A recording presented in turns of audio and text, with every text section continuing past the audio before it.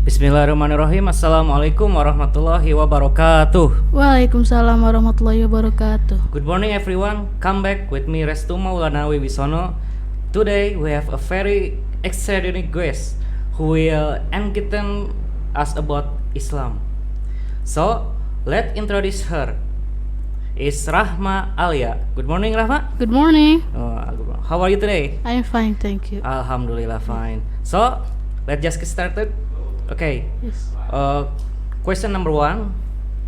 What do you know about Tauhid, and why we must and why do we were to do Tauhid? Oh yes. Tajweed means monotheism, or in simple language, the oneness of Allah. Allah is one true good. He has created everything. He was not created by anyone. He has no family relation. Yeah. He has no by anyone. He has not parents. He has not children. He is most powerful. He is free of all necessities. He never trains, nor does he need any support or help. Okay. There is one God except Allah, yes? Yes. Yeah, okay. And question number 2. Then in Sharia prayers, we are instructed to pray in congregation in the mosque. And the question is, why do we have to pray in congregation in mosque? Yes, there are certain prayers which must be offered in congregation, while other prayers might be offered individually. Congregational prayers are more rewarding than solitary prayer. Moreover, in congregational prayer we come closer to each other. Okay, so many reward Yeah. to people to do prayer congregation, yes? Yes. Okay. Question number 3. Then talking about the month of Ramadan, what things should we do and live while fasting? During the keeping of the fast, decided abstaining from food and drink. Okay. One should avoid the following things: lying, anger, lustful, sharing on harmful things. Okay. Is there for one who fasts to do the following things: keep oneself ritual clean, help other. Okay. And then question number 4. Then the Quran is the word of Allah which guide Muslim to become true human being. Then how is our manners to the Quran? The Quran is holy book, the sentence Allah of our word. So care must be taken to avoid showing any disrespect to it. The whole book must not be put on the background. It should be kept on high place, and nothing is to be fought over it. Okay.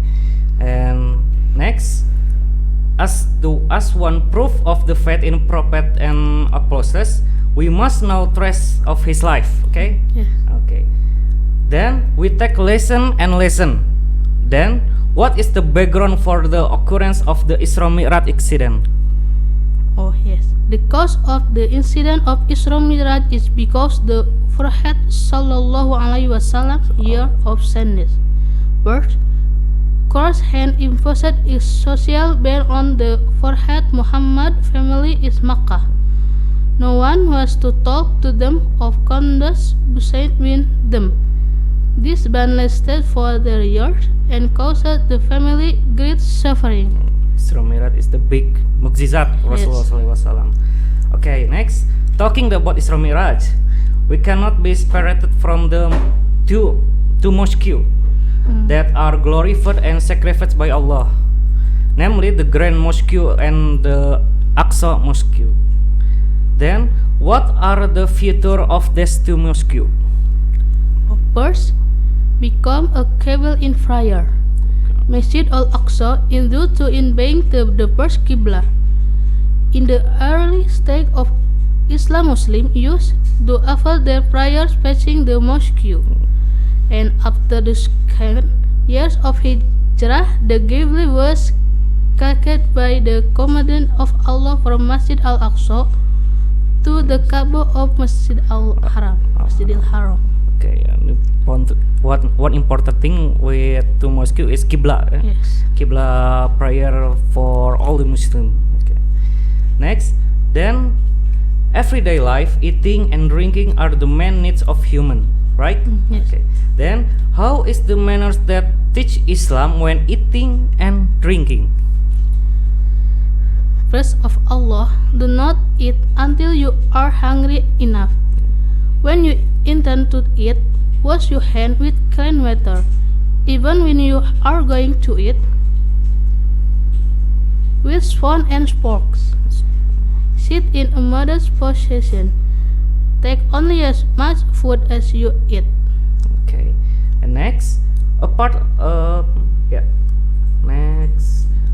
from eating and drinking, clothing is a basic need of every human being. Okay, and clothing always identical with jewelry. And then how does Islam regulate the wearing of jewelry for its people? Islam forbade false ornaments and silk clothes for male Muslim, Okay. but these are not restricted for women. The wearing of extravagant dress and ornament to us to show fright, and dresses and ornaments to us to show fright. Okay. Next, and can you explain briefly the story of the Prophet Musa alaihi salam splitting the ocean into two, and what lesson can be learned in this story?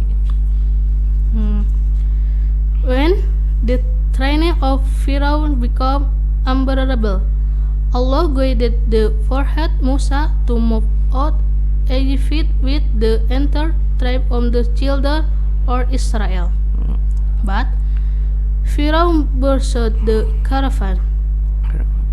As the forehead Musa reached the shore of the Red Sea, the army of Pharaoh came very near to crushing the children of Israel. But due to a mercy of Allah, the sea spilled into helpless and the caravan safely reached the other side the sea. And what lesson in that story? We must patient and trust to Allah, and then Allah will give us help. Okay. Yes. Okay. And last question. Umar bin Khattab radhiyallahu anhu was one of the very best friend with the Prophet Muhammad sallallahu alaihi wasallam. Besides that, Umar was also the second Khalif who was pious, wise, and various work and achievement. Then, what achievement and work were achieved by Umar bin Khattab, and what attitude should be emulated from Umar? During the Caliphate of Umar, the Islamic State expanded to Iran, Iraq, and Jerusalem. Umar himself visited Jerusalem and built a mosque there. This mosque is known as Masjidil Al-Umar or Umar Mosque.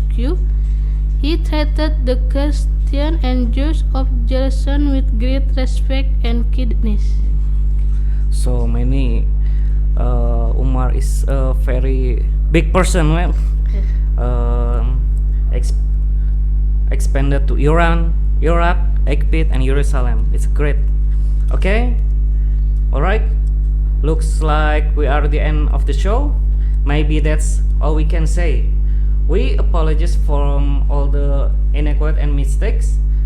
We resign it. Thank you and warm greeting from STAI Tasikmalaya.